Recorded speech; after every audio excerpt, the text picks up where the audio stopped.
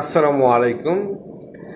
গত 2 মাস আগে লিবিয়ার সরকারে একটা ঘোষণা দিছিল যে যাদের আকামা নাই, যারা অবৈধ, তাদের যে জরিমানা ছিল মাসে 500 টাকা জরিমানা দিয়ে তারপরে আপনার আকামা লাগাইতে হইতো, সেই জরিমানা মুকুব করে 3 মাসের একটা সময় দিছিল লিবিয়ান সরকারে যে যারা অবৈধ আছে তারা যেন ভিসা লাগায় নেয়, না হলে তাদের বিরুদ্ধে আইনানুগ ব্যবস্থা নেবে। তো 2 মাস শেষ হয়েছে, আরও 1 মাস আছে। আজকে জুন মাসের 2 তারিখ চলে যাচ্ছে।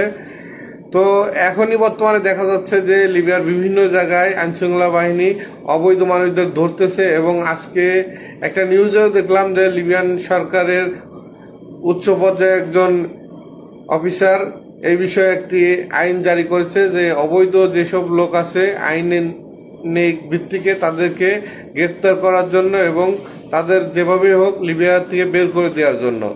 তো আপনারা যারা ভিসা এখনো লাগান নাই বা অবৈধ আছেন, দয়া করে ভিসা লাগাই নেবেন এবং আপনার মালিককে বা আপনি যার আন্ডারে কাজ করেন তাকে বলুন আপনার ভিসা লাগাই দেওয়ার জন্য। লিবিয়ার আইন শৃঙ্খলা বাহিনী বর্তমানে খুবই কড়া। এই মাস শেষ হলে হয়তো বা মালয়েশিয়া, সৌদি যেভাবে অবৈধ লোকদের ধরা হয় সেভাবে হয়তো বা লিবিয়ায় ধরা হতে পারে। তো 1 মাস থাকতেই বর্তমানে অনেক জায়গায় খোঁজ পাইছি যে লোকজন ধরতেছে বিভিন্ন জায়গায়, বেনগাজি, ত্রিপুলি, এমনকি মিশ্রতাতেও লোকজন ধরতেছে।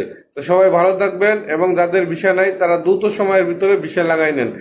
এই ভিডিওটি সবাই শেয়ার করবেন যাতে লিবিয়া প্রবাসী সবাই আমরা এই খবরটি জানতে পারি এবং আমাদের ভিসা আকামা লাগাতে পারি। ভালো থাকবেন, ধন্যবাদ।